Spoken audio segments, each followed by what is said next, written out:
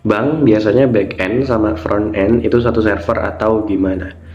Nah ini teman-teman, ini tergantung dari aplikasinya dulu ya. Kalau misalnya aplikasi yang kita bangun adalah aplikasi monolith gitu, ini otomatis dia si front end sama back end gabung jadi satu. Kenapa ya? Karena si front end sama back end itu nggak dipisah.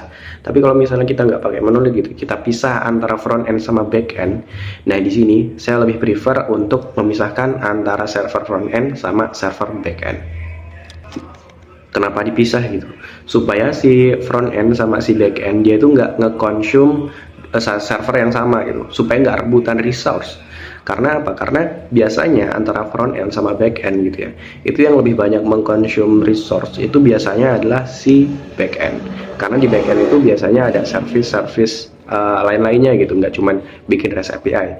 Misal di back end, misal ada service untuk nge-convert video, ngekompres dari yang ukurannya besar supaya jadi lebih kecil gitu.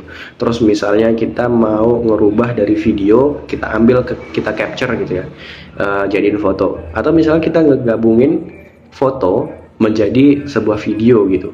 Nah itu kan prosesnya di backend, dan proses itu dia tuh memakan resource yang cukup besar.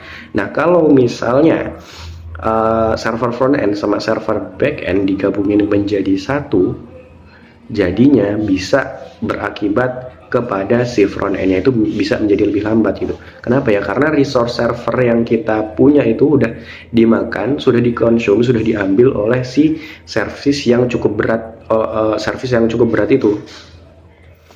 Jadi untuk menghindari hal-hal yang kayak gini, rebutan resource itu lebih baik dipisah antara server front end sama si server back end. Buat teman-teman yang sedang lagi cari server, bisa kunjungin ID Cloud House atau Niaga Hoster, dan bisa pakai gunakan link referral saya supaya bisa mendapatkan diskon. Linknya ada di bio ya.